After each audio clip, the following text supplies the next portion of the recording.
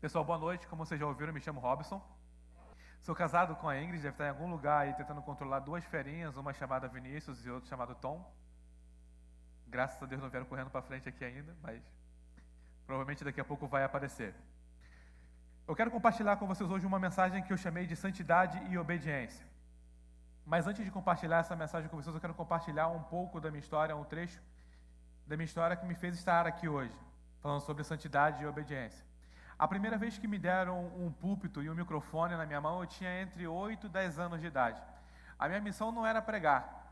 Na verdade, a minha professora de religião, sério, eu tive aula de religião na escola, tive aula de técnicas comerciais, tive aula de... Quem é da antiga vai lembrar outros nomes aí, senão... datilografia, moral e cívica, eu tive todas essas coisas aí. Eu tinha aula de religião, professora Ângela era o nome dela. Muito simpática. Todo ano a gente comemorava o dia de ações de graças numa escola pública no Rio de Janeiro. E ela via que eu lia bem na época, eu não era tão gago como eu sou hoje. Em algum momento da minha vida eu comecei a ficar gago. Mas ela viu que eu lia bem e me deu o desafio, falou: Robson, eu quero que você leia a primeira carta de Coríntios, capítulo 13, no dia de ações de graças. A suprema excelência do amor. Beleza, eu quero, vou ler, né? Cara, dá um microfone na mão de um Ferreira que vocês vão ver a festa feita. O meu filho Tom, por exemplo, se dá um microfone na mão dele, fica aqui meia hora falando. Lá em casa tem aqueles microfones de brinquedo, ele monta os bonecos assim e fica pregando. E no final ele fala assim: Jesus usa a sua igreja. Eu não sei de onde tirou isso, mas acho legal. Um dia eu vou usar isso também. O Jesus usa a sua igreja, ficou muito bom isso. Bom, ela me deu uma Bíblia, daquelas Bíblias antigas, bem grandes assim, e eu levei para casa. Quando eu abri a carta de Coríntios e comecei a ler, a primeira decisão que eu tomei, cara, eu vou ler esse texto de cor. Não vou ler lá na hora. Eu tenho esse vício de tornar as coisas mais difíceis do que já são. Eu tinha, 9 anos na época, eu vou ler de cor. Aí quando eu comecei a ler os primeiros versos, o amor não se ensoberbece, não se exaspera, não é como um símbolo que é isso, cara? O que é símbolo? O que é soberbece? O que é exaspera? Eu acredito que alguma dessas palavras muitos de vocês possam nem conhecer também. Eu estou supondo aqui. Mas são palavras que não se usam hoje em dia. Na época já não se usavam essas palavras. Então eu fui atrás do meu primeiro comentário bíblico. Peguei um dicionário gigante que o meu irmão tinha e fui atrás dessas palavras. Para vocês terem uma ideia, o dicionário era tão grande, sei lá, acho que desse tamanho assim, dessa largura, que o meu irmão escreveu na lateral do dicionário assim: este léxico, sério, ele chamava o dicionário de léxico. Este léxico, se vocês não sabem, léxico significa conjunto de verbete. Léxico é uma palavra específica, mas também, é isso aí, conjunto de palavras. Este léxico pertence a Humberto. E vai eu lá, exaspera, ensoberbece, e vou lendo tudo aquilo que eu estou estudando. Até que chegou o grande dia de ler, na verdade, de falar aquilo que eu havia decorado. Realmente eu decorei, estudei aquilo, eu queria saber as palavras, e eu fui decidido, falei: cara, essa galera não vai entender o que é exaspera, não vai entender o que é símbolo, eu vou ter que explicar para eles tudo isso. E fui decidido não somente a falar o versículo, mas explicar versículo a versículo para pais, alunos, diretores, professores e todo mundo. Aí deram o microfone na mão de um Ferreira e um púlpito, tinha um púlpito. Pego o microfone, vou para trás do púlpito, a professora bota a Bíblia para mim, abre a Bíblia, eu pego o microfone, vou para o lado do púlpito e começo. A suprema excelência do amor.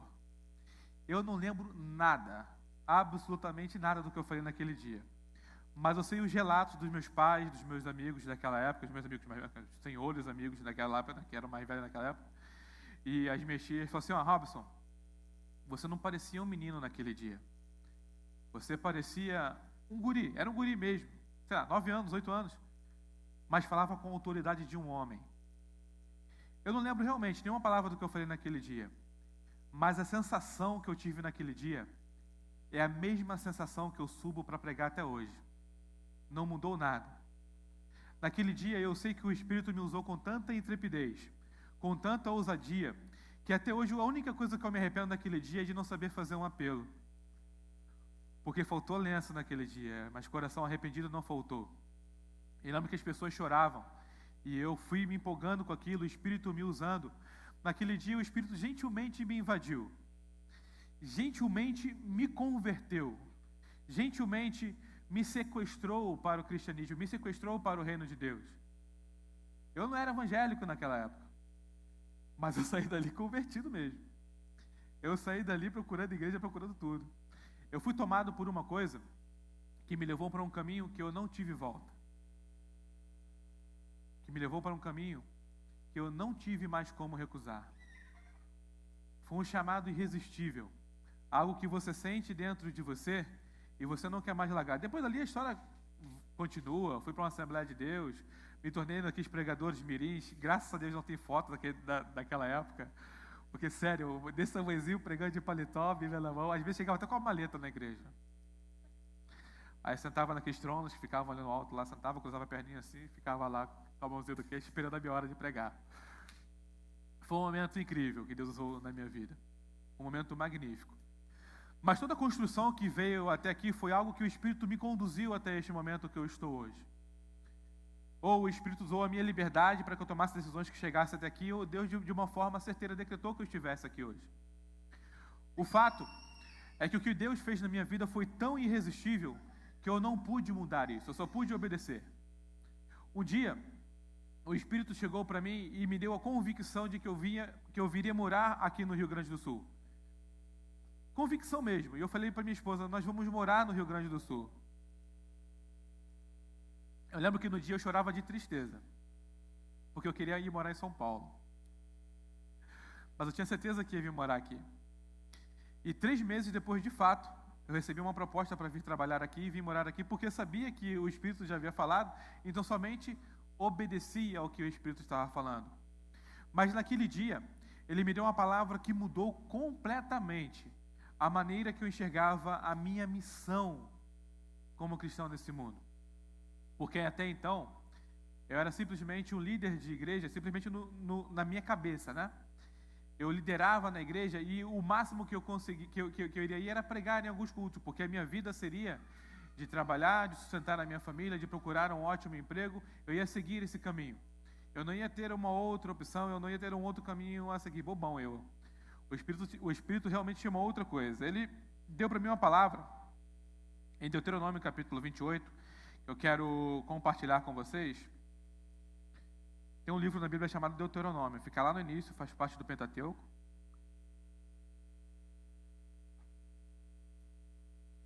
Ele começa assim, a epígrafe. Ó, já que eu falei sobre vocês à espera, né? Porque eu não vou falar epígrafe.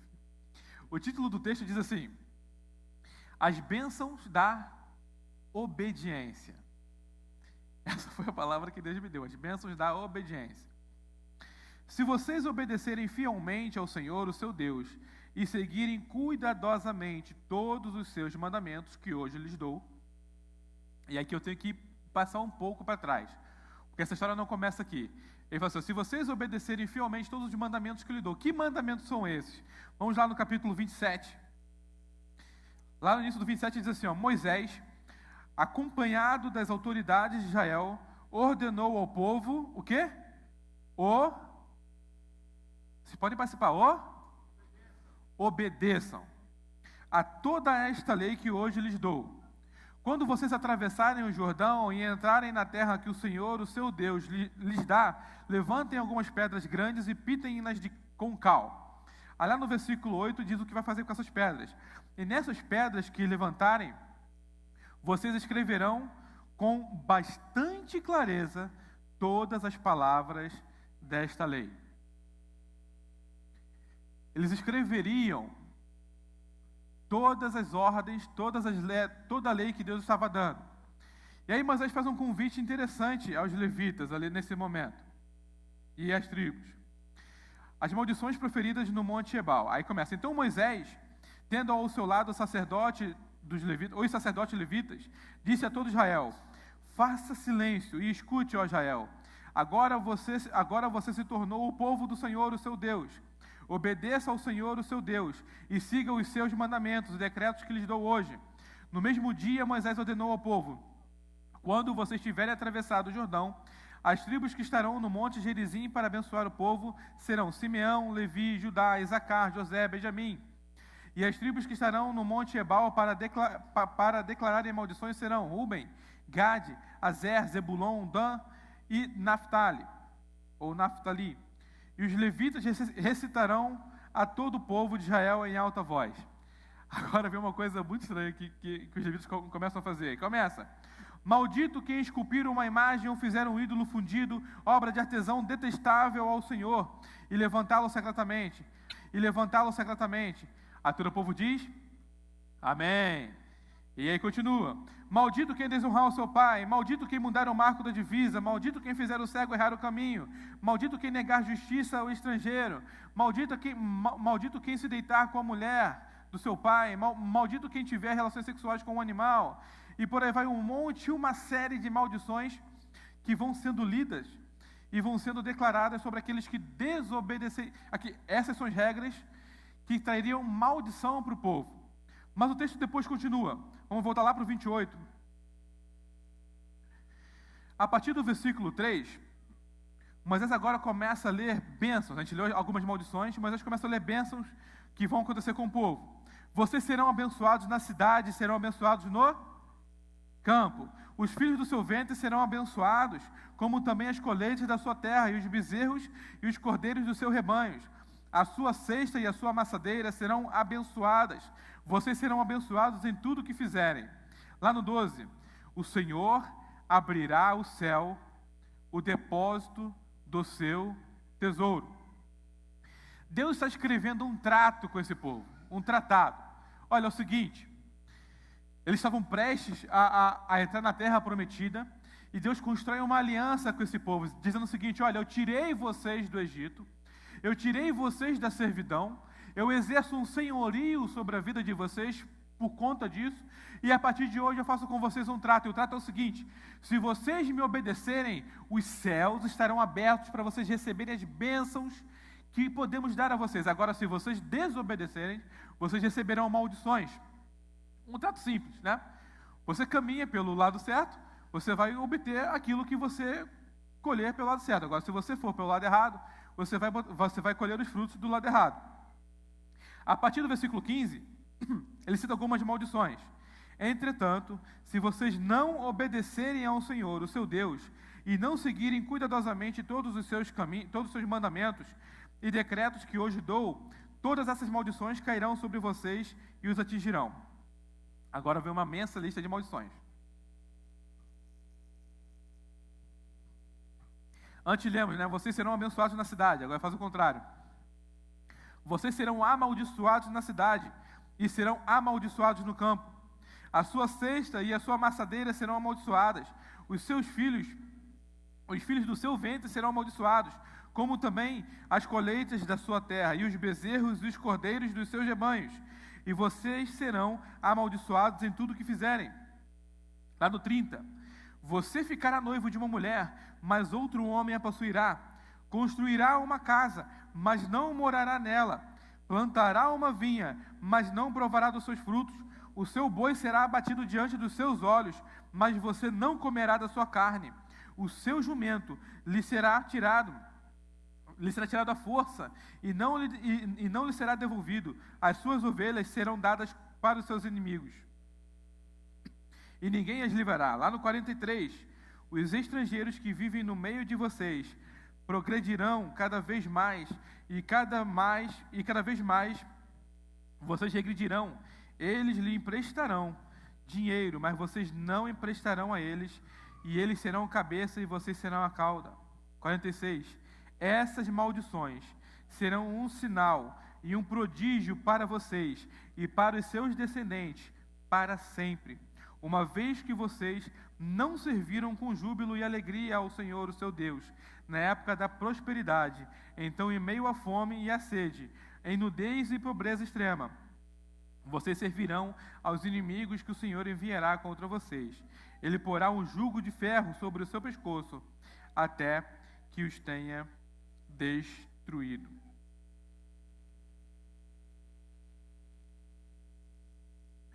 É um texto terrível de se ler. É um texto terrível de se digerir.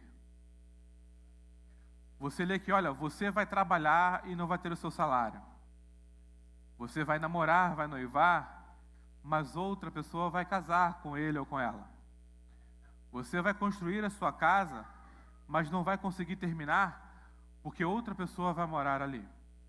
Você vai pagar a sua faculdade, mas vai trancar no 8º semestre, porque outras prioridades vão aparecer, outras coisas vão acontecer.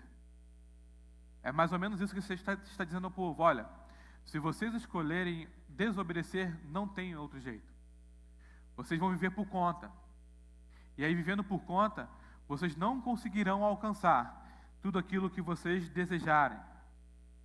Sendo Deus, o Senhor poderoso, Criador de tudo, e o povo estando em uma aliança com Ele, e ainda assim eles ousaram quebrar essa aliança, que tinha estipulações positivas e estipulações negativas, eles teriam consequências terríveis na desobediência. Por um simples fato: a ruptura e o distanciamento de Deus só poderão trazer sofrimento ao ser humano.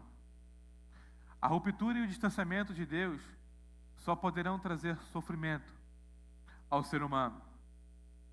Lendo esse texto, não é difícil ficar assustado com as maldições que vêm sobre o povo. Não é difícil, na verdade, ficar aterrorizado com as maldições que viriam sobre o povo. Mas o que esse povo poderia fazer? O que esse povo fez, na verdade, chegou a fazer, mas o que poderia trazer maldições para esse povo? Quais eram as áreas de comportamento que deixavam Deus muito aborrecido com o comportamento do povo? Se nós voltarmos lá para o capítulo 27, a gente tem aquela lista de maldito seja o povo dizer amém, maldito seja o povo dizer amém. Para a gente tentar resumir essa lista de maldições que viria sobre o povo, o que atrairia essas maldições sobre o povo, a gente pode começar pela primeira: adoração e culto. Adoração e culto a um Deus falso. Alguém aqui conhece algum Deus falso? Quando a gente faz essa pergunta, a primeira coisa que vem na nossa mente são estátuas, né? Estátuas, ídolos e construções, coisa e tal. Jesus vai falar no Novo Testamento de um Deus muito mais grave de qualquer estátua que você veja por aí. De qualquer despacho, de qualquer santinho, pedaço de pedra ou gesso que você vai ver por aí. Fala sobre Mamon.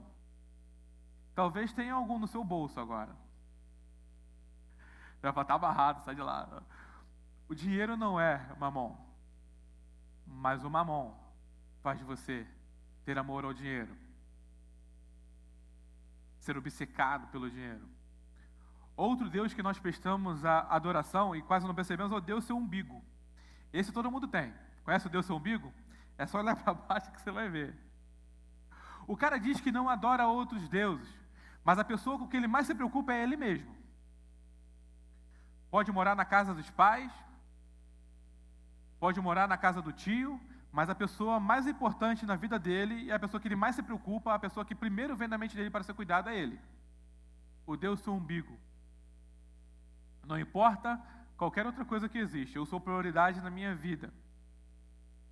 O pecado familiar e social, que ele cita: desonrar pai e mãe, não respeitar limites. O versículo cita aquele que altera os limites da propriedade do vizinho. Aquele que não respeita o espaço do vizinho, a propriedade do vizinho, aquele que não respeita a propriedade alheia. O texto, ele cita aquele que engana um cego. Não sei se alguém aqui já ousou enganar um cego. Não sei se alguém chegou a fazer isso. Mas o texto fala sobre pecado moral. Aquele que pratica relações sexuais não ilícitas. Não lícitas ou não designadas por Deus. Eu disse aqui que esse que pratica tais atos, ele fez o atitude 666. Vocês conhecem a atitude 666? É o oposto do atitude 434. A atitude 666 é a atitude do besta, né? Dá para dizer assim. É aquele que pratica o sexo impuro não designado por Deus. O texto até detalha, assim, depois se você quiser olhar no capítulo 27, você vai ver ali a atitude 666, né? Que tipo de atividade sexual está designada ali. Mas tem o pecado de crime também. Aquele que mata ou paga para alguém matar. O texto fala sobre o crime, aquele que mata ou paga para alguém matar. Quando a gente lê esse texto, claro que o terror vem sobre a mente e ninguém quer ser amaldiçoado, ninguém quer passar por uma maldição dessa. A primeira pergunta que vem à mente é: tá, mas essas maldições são para nós hoje? Essas maldições é para cada um de nós hoje? Eu já adiantei que essas maldições são resultado de uma aliança específica entre o Deus e o povo hebreu daquela época. Olha, vou fazer uma aliança com vocês. Eu tirei vocês do Egito e vou levar vocês para a terra prometida. Se vocês obedecerem, vocês receberão isso. Se vocês desobedecerem, vocês receberão isso. Então eu não posso ser injusto e dizer, olha, meu irmão, se você desobedecer, você não vai casar. Olha, se você desobedecer, você vai construir uma casa, mas o seu vizinho vai morar nela. Se eu fizer isso baseado nesse texto aqui, eu vou estar sendo um grande mentiroso.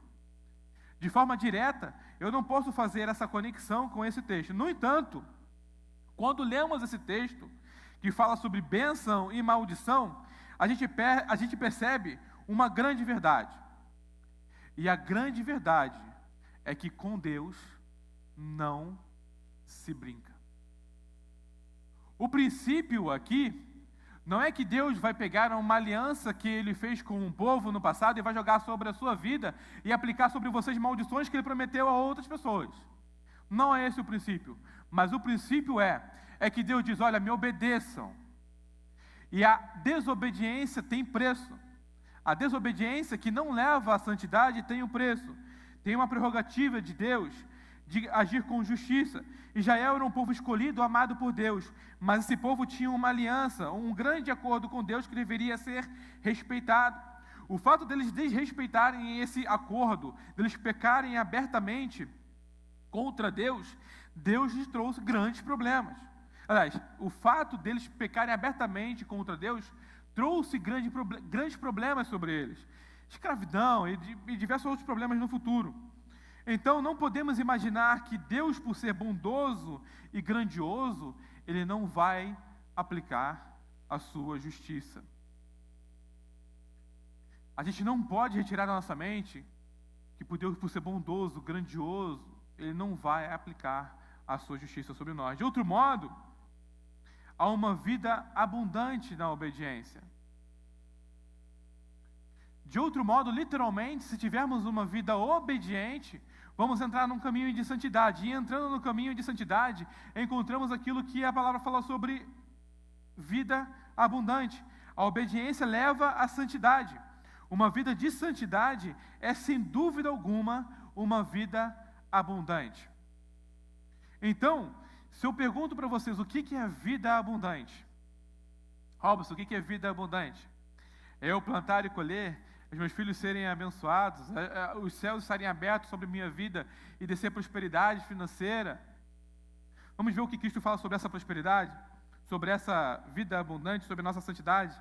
Vamos ler Mateus capítulo 6, versículo 19 ao versículo 24.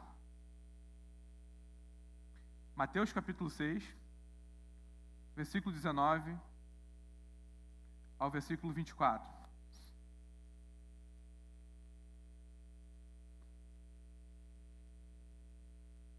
Diz assim, anteriormente Jesus já fala um pouco sobre Mamon e tal.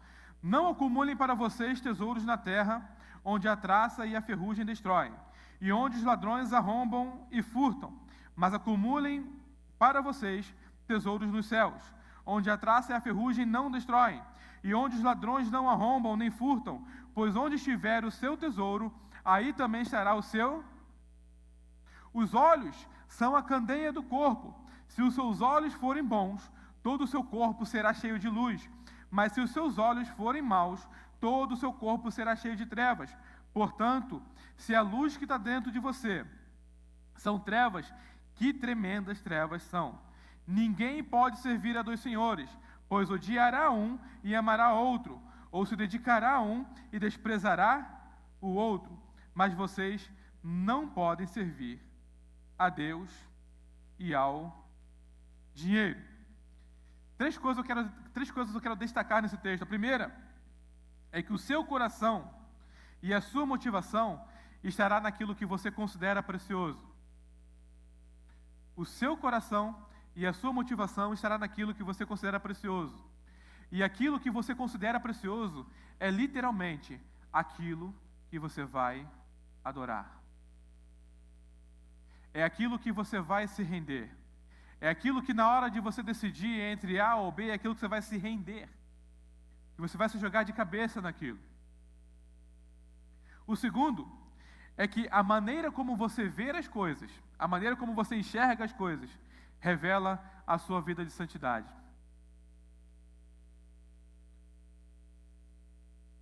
Se os seus olhos veem trevas, há trevas dentro de você. E se a luz que há dentro de você se chama trevas, o que diz o versículo? Que tremendas trevas são. Terceiro, você não pode servir a dois senhores. Se desobedecer a um, obedecerá a outro. Se seguir a um, odiará o outro. Então, a sua obediência indica a quem você serve. Aquilo que você obedece, ou a razão da sua obediência, indica a quem você serve. Parece um pouco estranho e um pouco impossível dizer, mas é impossível eu adorar a outro Deus. Eu adoro a Deus. Deixa eu dizer para você, eu tive uma triste constatação depois de tanto o Espírito falar comigo, eu percebi que eu adorava Mamon. Como é que eu percebi isso? Porque Mamon havia me escravizado. Eu trabalhava literalmente para obter recursos, para prazer, para viajar, para jantar em lugares legais. E eu investia literalmente o meu tempo 12 horas por dia para isso. O meu tempo era dedicado, e na minha justificativa, não, estou dando uma vida boa para minha esposa. Nem tinha filhos na época. Estou dando uma vida legal para minha esposa. Posso viajar para o Rio e ver meus parentes a hora que quiser, posso dar presente, posso fazer aquilo. Estou tendo uma vida legal. Sabe quando tive a noção de quando eu estava servindo a Mamon? Quando eu caí no déficit financeiro e eu não conseguia sair dele. Porque todo o meu esforço que eu fazia para sair dele, Mamon ia lá e me puxava para baixo. E era justamente no momento em que eu decidi obedecer a Deus. Justamente no momento que eu percebi a minha missão, que eu percebi para onde eu devia ir, para onde eu devia focar, para onde eu devia seguir, Mamon agarrava minhas pernas e puxava, não vou deixar você sair, não vou deixar você sair, não vou deixar você sair. Não é impossível você se pegar servindo a Mamon e achar que está servindo a Deus. Não é impossível isso acontecer. Então, quando você tem que escolher entre alguma coisa ou outra, aquilo que você obedece, aquilo que você escolhe, aquilo que você segue, vai indicar o Deus que você serve. A realidade de uma vida abundante, ou seja, uma vida que glorifica a Deus, é o prêmio da sua santidade. Vamos continuar lendo Mateus capítulo 6, versículo 25 ao 34. Você vai ver o resultado de uma vida que obedece a Deus, de uma vida de santidade. Olha que coisa legal. A gente não precisa mais ir para a aliança antiga para ver o que Deus faz com o seu povo e a sua relação. Vamos ver aqui? As preocupações da vida. Portanto, eu lhes digo, não se preocupem com a própria vida, quanto ao que comer ou beber, nem com o seu próprio corpo, quanto ao que vestir. Não é a vida mais importante que a comida, e o corpo mais importante que a roupa? Observem as aves do céu, não semeiam e nem colhem, nem armazenam em celeiros, contudo, o Pai Celestial as alimenta. Não tem vocês muito mais valor do que elas? Quem de vocês, por mais que se preocupe, pode acrescentar uma hora que seja a sua vida? Quem de vocês, por mais que se preocupe, pode acrescentar uma hora que seja a sua vida? O resultado de uma vida em santidade, uma vida em obediência que leva a santidade é uma vida abundante. E uma vida abundante é a percepção de que sua vida não vale nada sem Deus. De que a perspectiva da sua vida sem Deus é uma vida que leva à morte, sem abundância. Literalmente, sonhos frustrados. Literalmente, a percepção de que você não vai chegar a lugar algum. A percepção de que você rema, de que você trabalha, de que você colhe, de que você semeia, mas não colhe nada. Mas quando você percebe que é a obediência que leva à santidade, que a obediência ao que o Espírito te fala, vai te trazer uma vida abundante, esse aqui é o resultado. Por que vocês se preocupam com roupas? Vejam como crescem os lírios do campo. Eles não trabalham nem tecem. Contudo, eu lhes digo que nem Salomão, em todo o seu esplendor, vestiu-se como eles. Se Deus veste assim a erva do campo que hoje existe e amanhã é lançada ao fogo, não vestirá muito mais a vocês, homens de pouca fé? Na rua da minha casa, eu moro numa esquina, então tem uma rua aqui e uma rua aqui, nas duas ruas, os vizinhos amarraram orquídeas nas árvores. Nas minhas primeiras semanas lá, as orquídeas floriram. Era algo incrível, assim, a rua inteira florida, de ponta a ponta, ponta a ponta. Então, eu viajei 2 dias fora, caiu um temporal na cidade, quando eu voltei não existia mais orquídea nenhuma. A primeira coisa que eu percebi, se essas orquídeas soubessem que uma chuva destruiria todo o trabalho que elas tiveram de florir e demonstrar beleza, provavelmente elas não floresceriam. É mais ou menos o que esse texto está dizendo, né? Se Deus se preocupa em trazer beleza a orquídeas que pode vir numa chuva e acabar com elas, o que mais não faria com você? Como é que não vai cuidar de você? O princípio da orquídea para mim é simples, Júnior. Ela sabe que a missão dela é florescer. Então ela vai lá e floresce. Se ela se preocupasse de que quando ela florescer poderia vir uma chuva e destruir todo o trabalho que ela teve para mostrar a sua beleza, ela iria continuar florescendo. Porque a missão dela era florescer. A vida dela era florescer. Eu posso dizer que a missão da sua vida é glorificar ao Pai. É estar próximo do Pai. Quando a gente fala obedecer ao Pai, é mais ou menos entender que o Pai está dizendo para você como você pode se tornar mais parecido com Ele, mais semelhante a Ele, como você pode chegar mais perto dEle. E à medida que você vai chegando mais perto de Deus, vai se aproximando de Deus, vai criando mais intimidade com o Pai, a sua vida vai sendo revestida de santidade. Porque você vai percebendo que na sua missão, que no seu objetivo de vida, que na razão da sua existência, não há espaço para coisas que podem trazer maldição para a sua vida. Não há espaço para adoração a outros deuses. Não há espaço para ser um besta do Atitude 666. Não há espaço para cometer pecados sociais, de respeitar o próximo, não amar o próximo. O texto continua: portanto, não se preocupem dizendo o que vamos comer, ou que vamos beber, ou que vamos vestir, pois os pagãos é que correm atrás dessas coisas, mas o Pai Celestial sabe que vocês precisam delas. Busquem, pois, em primeiro lugar, o reino de Deus e a sua justiça, e todas essas coisas lhes serão acrescentadas. Portanto, não se preocupem com o amanhã, pois o amanhã trará as suas próprias preocupações. Basta a cada dia o seu próprio mal. Quando o Espírito me tocou a primeira vez, eu não tinha noção para onde ele iria me levar. Não tinha noção. Hoje, olhando para trás, eu percebo um caminho sem volta. Literalmente um caminho sem volta. E eu percebo as construções que o Espírito foi fazendo para que eu obedecesse. Construções severas. Às vezes ele falou com amor: olha, meu filho, quem sabe você faz assim. Mas teve vezes que foi de safanão mesmo. Cara, é o seguinte, se você não fizer assim, vai dar errado. Então, como eu quero que você vá por esse caminho, você vai ir por esse caminho, nem que eu tenha que torcer o seu pescoço. E às vezes ele fez isso para que de forma agradável a ele eu entendesse. Mas para onde o chamado de Deus me levou? Para estar aqui.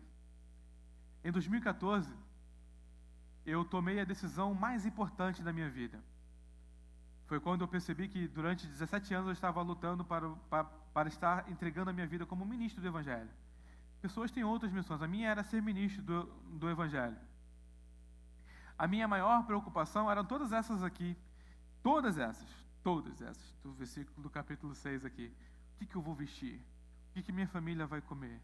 Como é que vai ser a vida daqui para frente? Eu ganho muito bem hoje, eu vou ser estagiário, eu vou ser seminarista, como é que vai ser daqui para frente? Como é que eu vou ser sustentado? Como é que... Bem no período que meu filho ia nascer. Então, algumas perguntas acrescentavam: como é que eu vou pagar o parto? Como é que eu vou cuidar do meu filho, o Tom, meu primeiro filho? Como é que vai ser daqui para frente? E o Espírito está pensando, cara, não tem mais para onde você correr. É isso que você tem que decidir. Então eu me entreguei e decidi. Logo nos primeiros meses, sendo ministro de tempo integral, eu tive meu primeiro desafio. Meu filho foi diagnosticado com alergia à proteína do leite, que é diferente da intolerância à lactose. Eu sou intolerante à lactose, mas meu filho teve alergia à proteína do leite. A alergia à proteína do leite, a minha esposa ficou restrita, como ela amamentava, ela ficou restrita a comer qualquer coisa que tivesse cheiro de vaca. Né? Carne vermelha, leite, queijo, qualquer coisa. Nesse tempo eu descobri que até biscoito de água e sal tem leite. Até biscoito de água e sal tem leite. Então foi uma restrição total. E foi só piorando a alergia dele, ao ponto de como a minha esposa não se alimentava bem, o leite começa a ficar mais difícil, então a médica falou, olha, ele vai ter que tomar um suplemento alimentar. E qual o suplemento alimentar? É o Nelcate, custa R$160 a lata. Tá, e quantas latas tem que mais ou menos comprar por mês? São 4 latas por semana, 16 latas por mês, R$160 cada lata. Eu fiz um cálculo rápido, eu falei, rapaz, eu não ganho isso aí não. Não tenho como comprar isso aí não. E aí vem o primeiro teste de fidelidade, né? O primeiro teste de amor ao Pai. E aí a doutora falando e a cabeça pensando, fazendo os cálculos, eu sem respirar naquela hora. Minha esposa, ela é formada em dança, então ela costuma dizer que ela só conta até 8, então na hora ela percebeu o custo do que estava acontecendo. E eu com os olhos arregalados, falei, rapaz, não tem como, não ganho nem isso aí, cara. Meu filho vai morrer de fome. Vai morrer de fome. Não tem o que eu vou fazer? E aí saí desolado do consultório quando uma irmã aqui da igreja mandou uma mensagem para minha esposa, que ela sabia que a gente ia fazer uma consulta. Como é que foi a consulta? Aí minha esposa falou, olha, recebemos uma notícia ruim, ele vai ter que tomar um suplemento alimentar que a gente não tem condição de comprar e tal. E ela naquele momento se dispôs a orar pela minha esposa. E ela estava com uma amiga não crente do lado, que ela estava evangelizando aquela moça. E aí depois de orar, a moça do lado, ela vira para a amiga da minha esposa e diz assim, diz para eles que eu compro as latas dessa semana. E aí eu fiquei sem reação. Muito feliz, mas a ficha só caiu mesmo quando eu fui até o apartamento pegar as latas, porque ela não estava em casa, deixou na portaria. Ela fez um embrulho, fez uma fitinha com um bilhetinho e tal, entregou, deixou lá. Eu fui pegar as latas, quando entrei no carro, literalmente me senti o profeta Elias, cara. Falei, vai ter um anjo me alimentando, cara. Eu não sei quem é a pessoa, não faço ideia de quem ela deixou ali para mim. E na semana seguinte, ela mandou uma mensagem dizendo, olha, vocês, porque a gente tem um processo para conseguir esse suplemento no estado, né? Já conseguiram? Se não conseguiram, eu compro mais 4 essa semana. E na terceira semana também, na quarta semana também, na quinta semana não precisou, porque a gente conseguiu o medicamento, o suplemento da farmácia do estado. Mas literalmente, eu pude compreender que obedecer ao que o Espírito estava me falando lá atrás, quando ele disse, Robson, é o seguinte, isso que você sentiu agora ao subir e ia falar sobre a suprema excelência do amor, vai te acompanhar para o resto da vida. Toda vez que você subir no púlpito, você vai subir cheio de medo, mas chegar lá em cima, o Espírito vai falar ao seu coração, e você vai trazer à igreja aquilo que a igreja precisa ouvir. E por mais que você lute, toda vez que você sair do caminho, eu vou te trazer de volta para cá. E a única coisa que eu quero que você entenda, que a sua santidade, a sua semelhança com Deus depende da sua obediência. E hoje eu percebo de que eu não experimentaria nada disso, das preocupações da vida que Jesus falou. Não andeis preocupados, não fiquem preocupados com amanhã, não se preocupem com o que vestir, não se preocupem com o que comer, porque a sua vida é tão importante para Deus que Ele vai suprir isso. E lá no final Ele diz de forma tão incrível, buscai primeiro o reino de Deus, e as outras coisas vos serão acrescentadas. A gente só vai obter vida abundante quando a gente obedece a Deus. Não existe outro caminho. Está desde a aliança antiga. Olha, se vocês obedecerem, Deus era um pouco mais cruel ali, né? Porque o povo precisava de ser puxado firme. Olha, se vocês obedecerem, é assim. E falava, claro, se vocês não obedecerem, é assim. Quando a gente não obedece ao Espírito, quando a gente não obedece a Deus, quando a gente não segue aquilo que Deus está falando com a gente, literalmente, a gente não vai conseguir enxergar a vida de forma abundante. Porque os nossos olhos vão ver a vida como treva, como dificuldade, como desespero, uma busca incessante pelo que comer amanhã, uma busca incessante pelo que vestir amanhã, uma busca incessante por uma esposa, por um marido. Mas a vida não é uma busca pelas coisas desse mundo. A vida é uma busca para glorificar a Deus, a vida é uma busca para ser semelhante a Ele, porque Ele prometeu que tudo que a gente precisar nesse mundo, Ele vai nos acrescentar. A obediência que leva à santidade vai te dar como prêmio uma vida abundante. Eu preciso fazer algumas perguntas para você, para que você entenda como você pode chegar nesse lugar de santidade. Qual é a sua verdadeira motivação?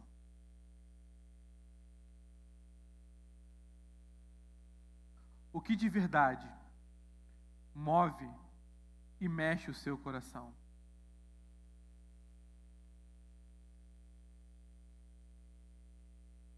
O que de verdade move e mexe o seu coração? O que orienta as suas decisões? O que aponta como o norte da sua bússola? O que diz para você para onde ir, para onde seguir? O que bate tão forte dentro de você a ponto de ser irresistível? Aquelas atitudes que trazem maldição?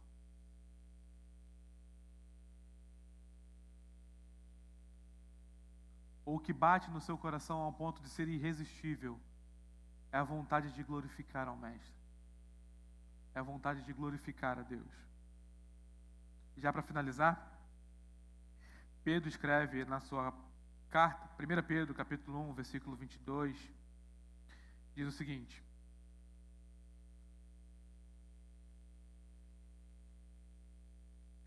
agora que vocês purificaram a sua vida, podemos entender agora que vocês santificaram a sua vida. Agora que vocês purificaram a sua vida pela... Gente, pode falar alto, com firmeza, com segurança. Agora que vocês purificaram a sua vida pela obediência à verdade. A verdade está onde? Está na palavra. Agora que vocês purificaram a sua vida pela obediência na palavra, visando ao amor fraternal e sincero, amem sinceramente uns aos outros e de todo o coração.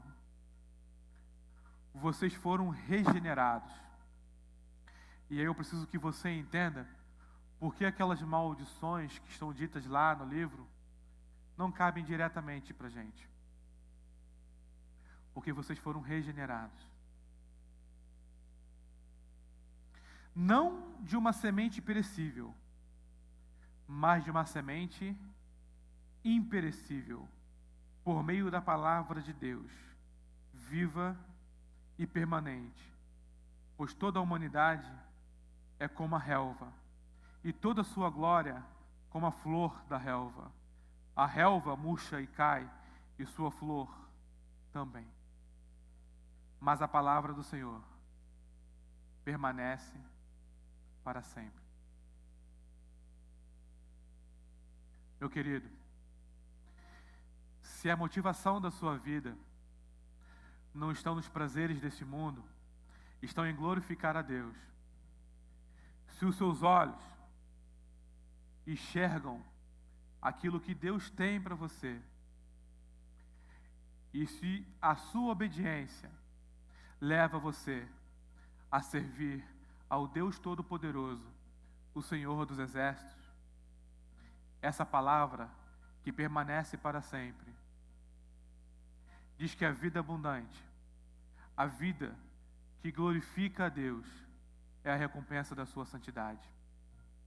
Eu quero que você fique de pé. O pessoal vai distribuir um papel para vocês aí, para que comecemos algumas resoluções.